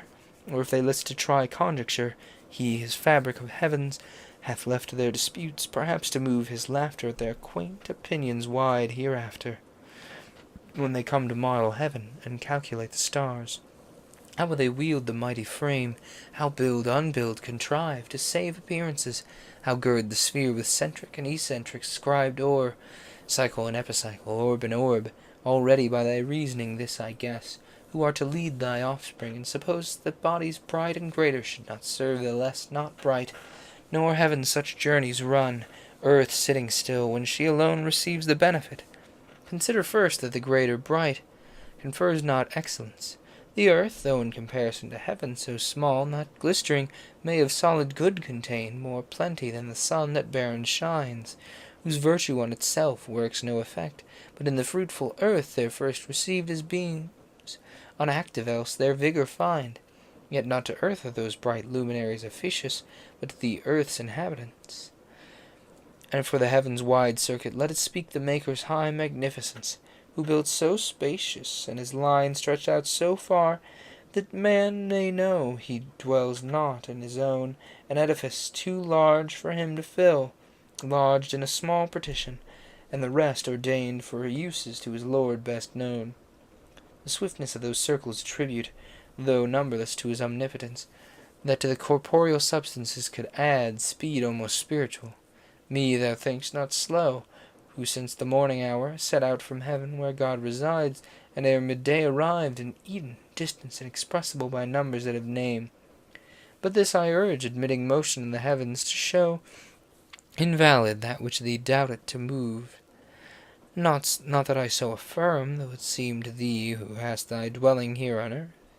God, to remove his ways from human sense, placed heaven from earth so far that earthly sight, if it presume, might err in things too high, and no advantage gain. What if the sun be the centre of the world, and other stars by his attractive virtue and their own incited, dance about him various rounds, their wandering course now high, now low, then hid, progressive, retrograde, or standing still, in sixth thou seest. And what if seventh to these the planet Earth, so steadfast though she seem, insensibly three different motions move? Which else to several spheres thou must ascribe moved contrary with thwart obliquities, or save the sun his labour, and that swift nocturnal and diurnal roam supposed, invisible else above all stars, the wheel of day and night, which needs not thy belief, if earth industrious herself fetch day travelling east, and with her part averse from the sun's beam meet night, the other part still luminous by this way.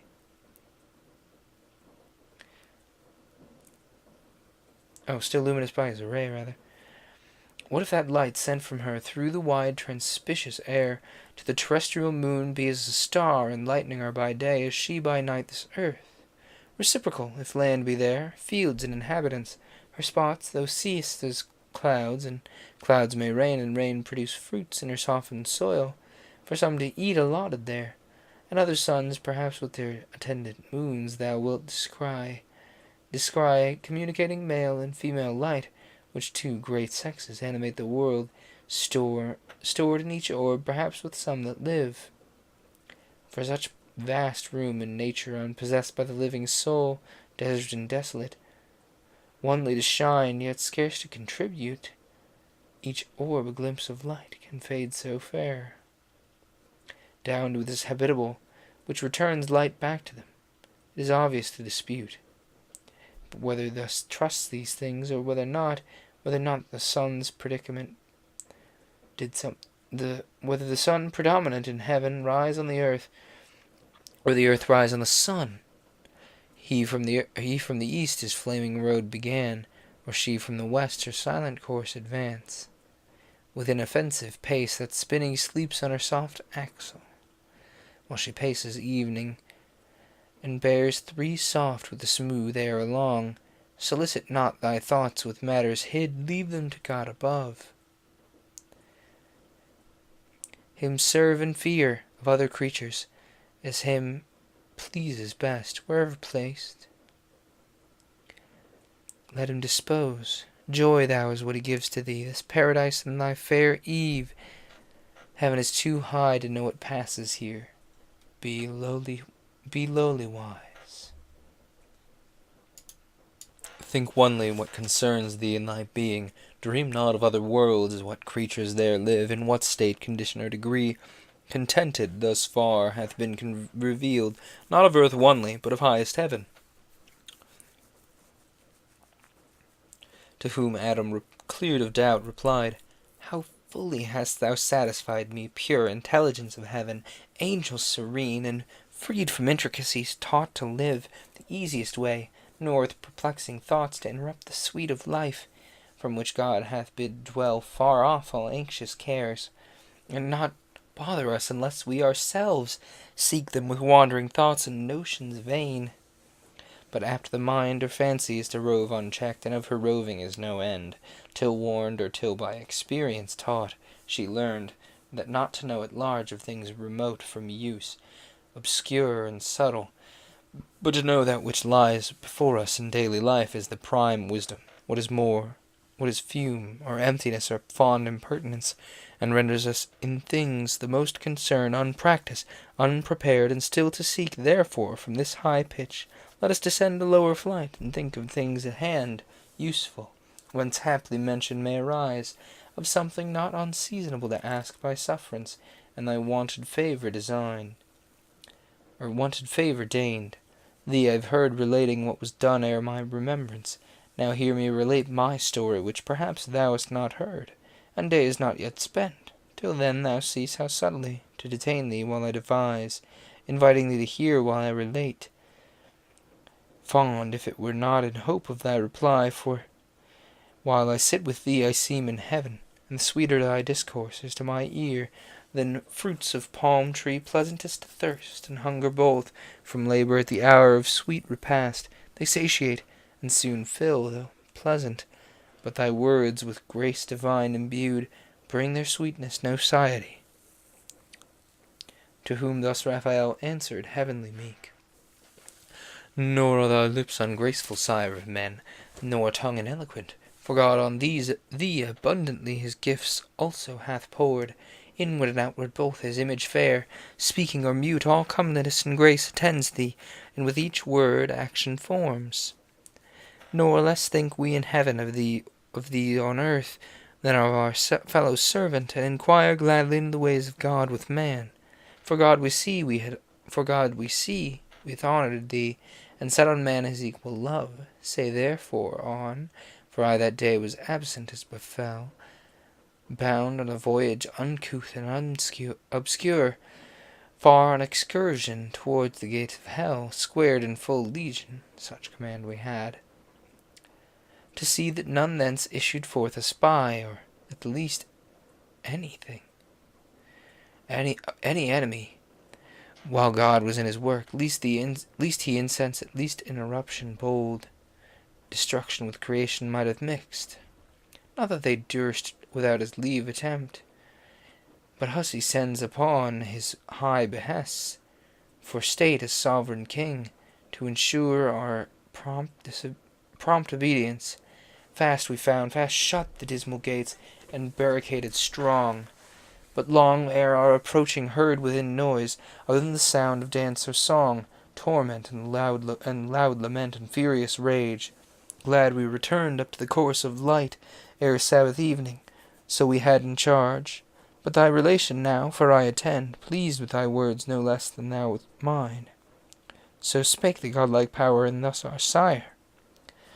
For man to tell how human life began is hard, for who himself beginning knew, desire with thee still longer to converse included me, as new waked from sound asleep, soft on the flowery herb I found me laid in balmy sweat, with which his beams the sun soon dried, and on the reeking moisture fed. Straight toward heaven my wondering eyes turned, and gazed awhile the ample sky, till raised by quick instinctive motion up I sprung, as thitherward endeavouring, and upright stood on my feet. About me round I saw hill, dale, and shady wood, and sunny plains, and the liquid laps of murmuring streams. By these creatures that lived, moved, and walked or flew, birds on the branches warbling, all things smiled, with fragrance and with joy my heart o'erflowed. Myself I then pursued, and limb by limb surveyed, and sometimes went, and sometimes ran with supple joints as lively vigour led. But I know I was, or where, or from what cause, knew not. To speak I tried, and forthwith spake, my tongue obeyed, and readily could name what I saw. Thou sun, said I, fair light, and thou enlightened earth so fresh and gay, ye hills and dales, ye rivers, woods and plains, and ye that live and move, fair creatures, tell, if ye saw how I came thus, how here, not of myself, but by some great Maker then, in goodness and power preeminent. Tell me how I may know him, how adore, from whom I have that thus I move and live, and feel that I'm happier than I know.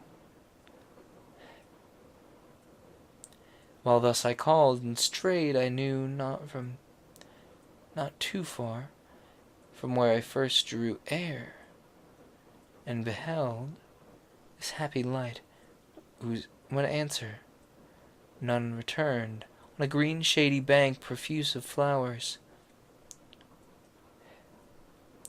Pensive I sat me down, there gentle sleep first found me, and with soft oppression ceased, my drowsed sense untroubled, though I thought I was then passing to my former state, and forthwith to dissolve, whose inward, when suddenly stood at my head a dream, whose inward apparition gently moved my fancy to believe I had yet being, and livid.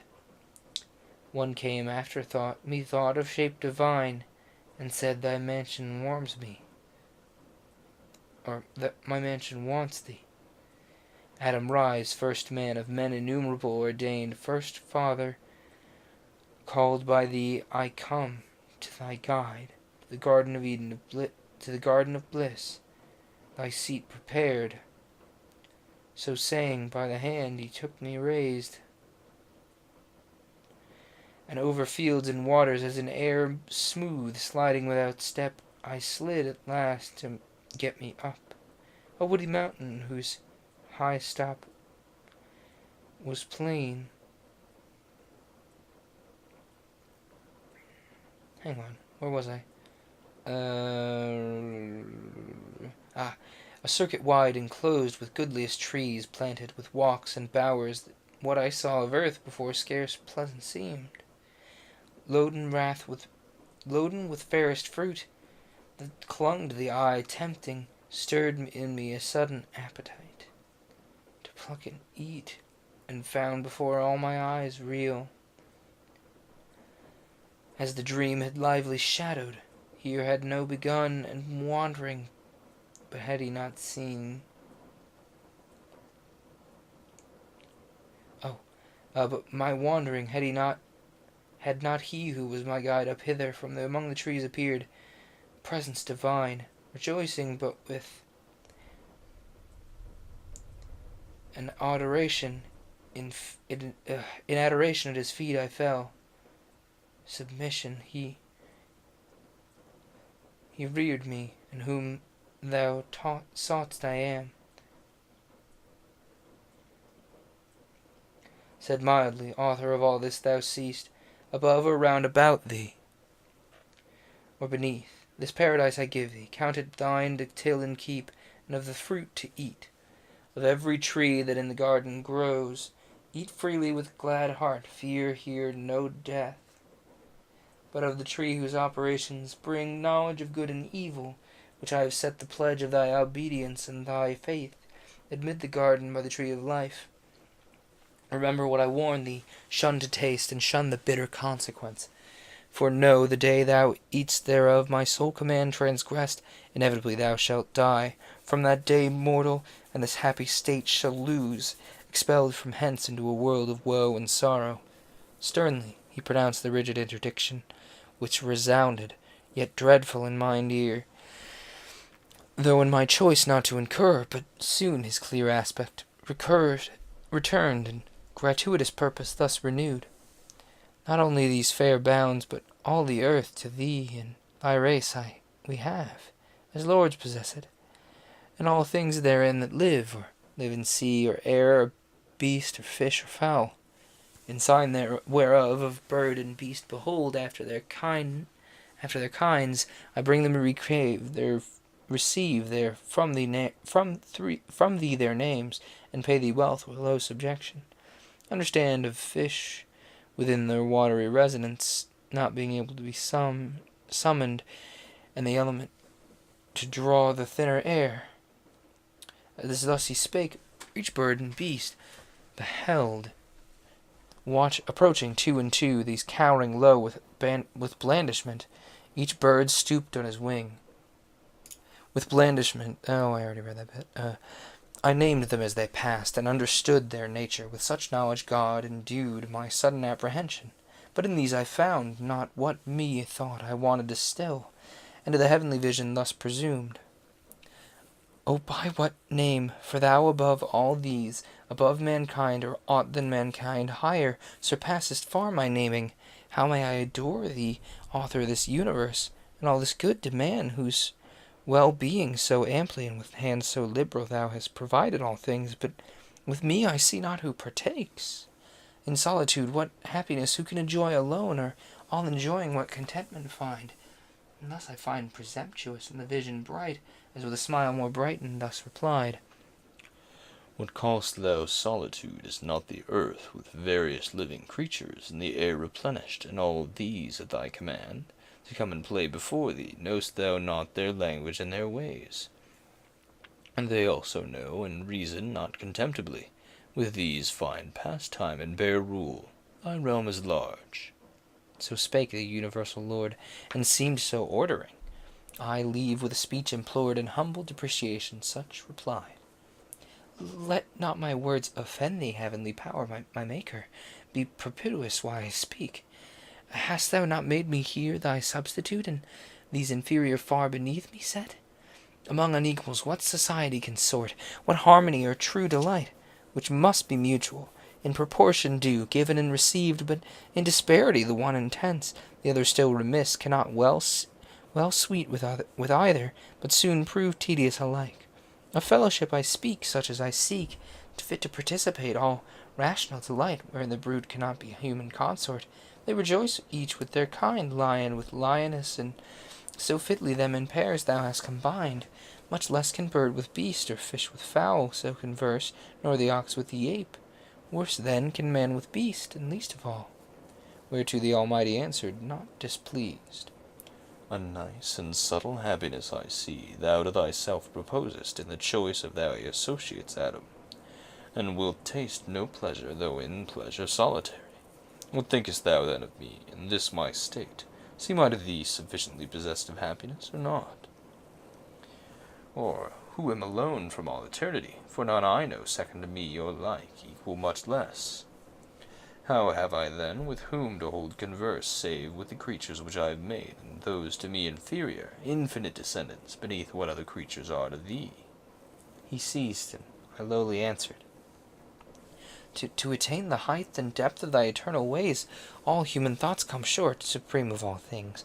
Thou in thyself art perfect, and in thee is no deficiency found, but not so is man, but in degree the cause of his desire by conversation with his like to help or solace his defects. No need that thou shouldst propagate, already infinite, and through all numbers absolute, through one, but man by his number is to manifest his single imperfection, and beget like of his like, his image multiplied, and unity defective, which requires collateral love, and dearest am I right. Thou in thy secrecy, although alone, best with thyself accompanied seek'st not social communication, yet so pleased canst raise thy creature, to what height thou wilt of union or communion, defied, I by conversing cannot erect from prone, nor in thy ways complacence find. And thus I emboldened spake, and freedom used permissive, and acceptance found, which gain this answer from the gratuitous voice divine. Thus far to try thee, Adam, I was pleased, and find thee knowing not of beasts alone, which thou hast rightly named, but of thyself, expressing well the spirit within thee free, my image, not imparted to the brute, whose fellowship therefore unmeet thee. Good reason was thou freely shouldst dislike, and be so minded still. I, ere thou spakest, knew it not good for man to be alone, and no such company as then now saw'st intended thee, for trial onely brought, to see how thou couldst judge of fit and meet. What next I bring shall please thee, be assured. Thy likeness, thy fit help, thy other self, thy wish, thy exactly, to thy heart's desire. He ended, or at least I heard no more, for now my earthly by his heavenly overpowered, which it had stood long under, strained the height in that celestial colloquy sublime, as with an object that excels the sense, dazzled and spent, sunk down, and sought repair of sleep, which instantly fell on me, called by nature as an aid, and closed mine eyes. Mine eyes he closed, but open left the cell of fancy, my internal sight, by which abstract as in a trance, methought I saw those sleeping where I lay, and saw the shape still glorious before whom I awake I stood, who stooping, opened my left side, and took from thence a rib, with cordial spirits warm, and life-blood streaming fresh. Wide was the wound, but suddenly with flesh filled up and healed. The rib he formed and fashioned with his hands. Under his forming hands a creature grew, manlike but different, so lovely fair that what seemed fair in all the world seemed now mean, or in her summed up, in her contained in her looks, which from that time infused sweetness into my heart, unfelt before, and into all things from her air inspired the spirit of love and amorous delight. She disappeared and left me dark. I woke to find her, forever to deplore her loss, and other pleasures all abjure. When out of hope, behold her, not far off, such as I saw her in my dream, adorned with what all earth or heaven could bestow to make her amiable.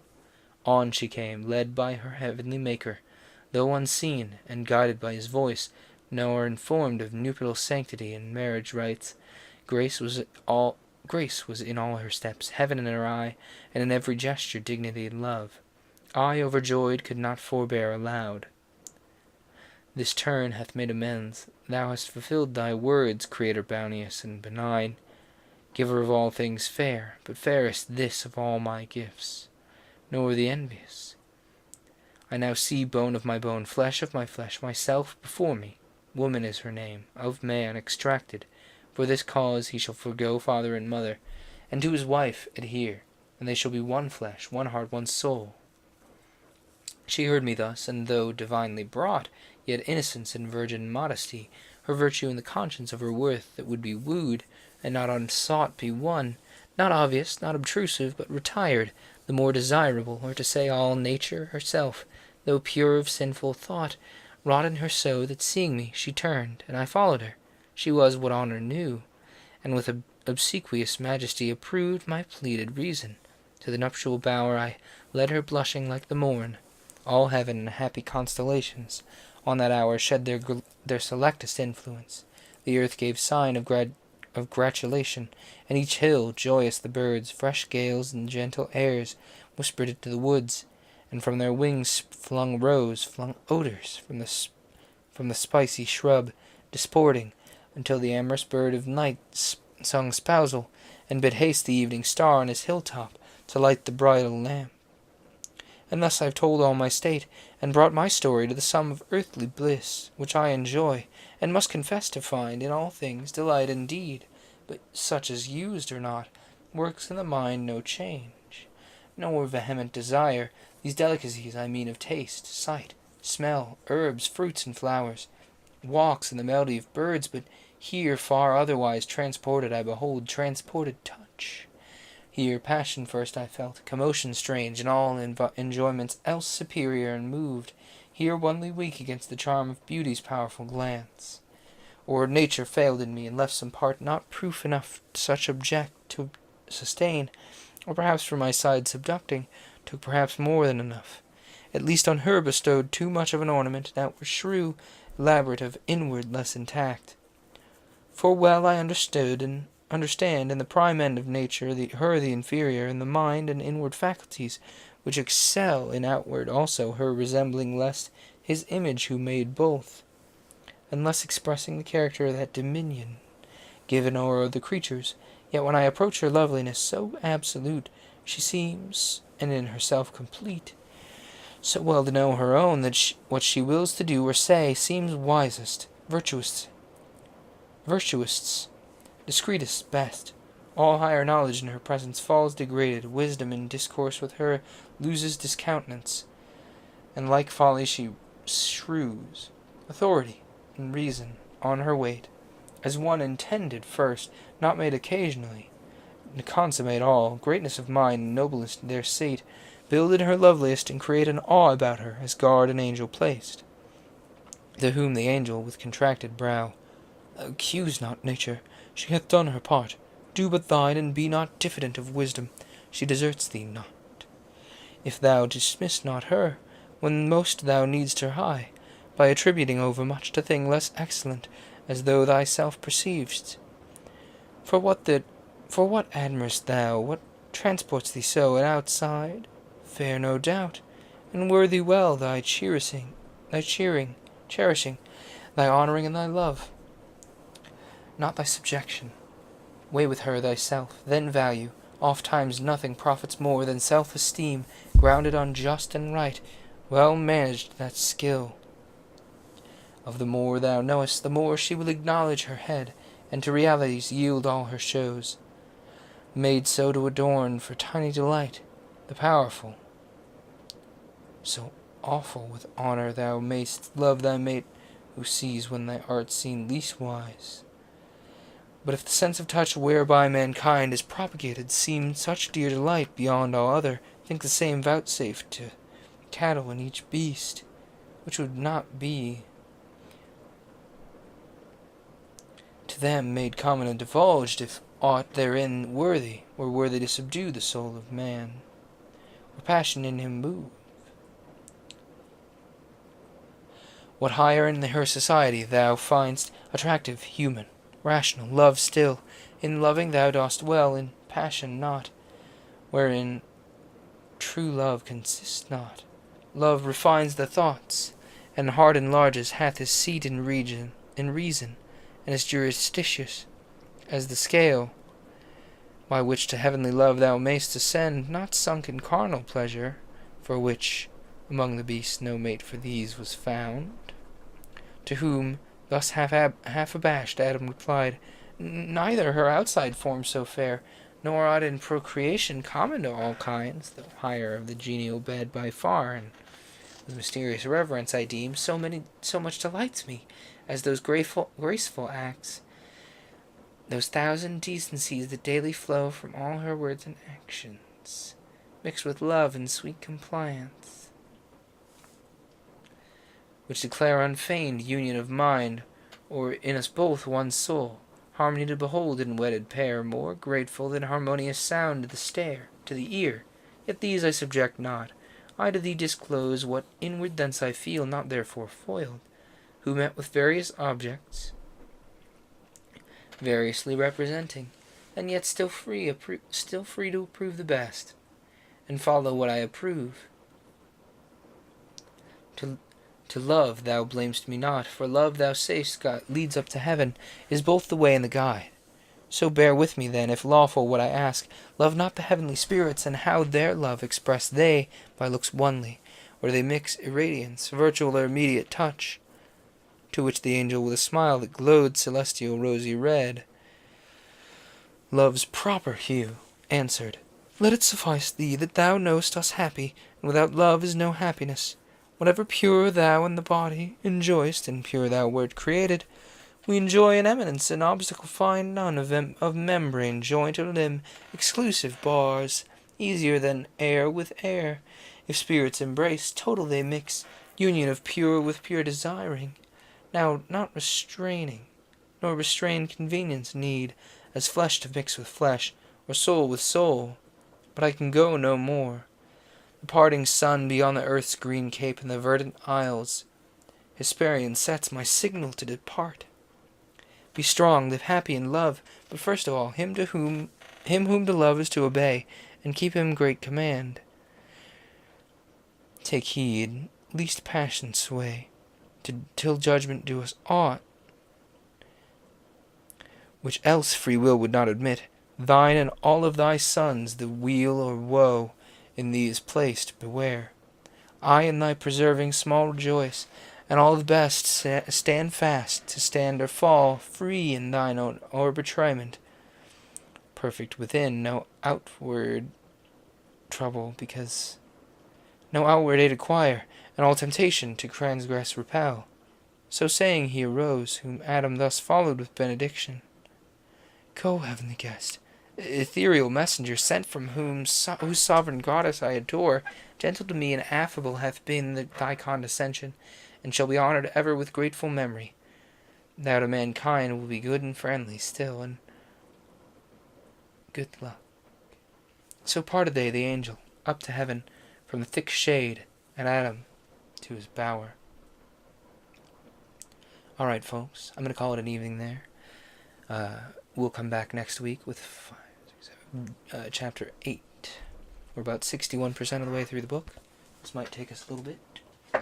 But anyway, on that note, I'm going to have to end the recording. Remember that this isn't the only thing going up to YouTube right now. We have new fresh episodes of Frozen Tundra Finds every Monday. And assorted Twitch VODs going up on Thursdays and Saturdays, depending on who you ask, or what you're looking for. But anyway, this has been Paper Cuts, and I hope it didn't sting.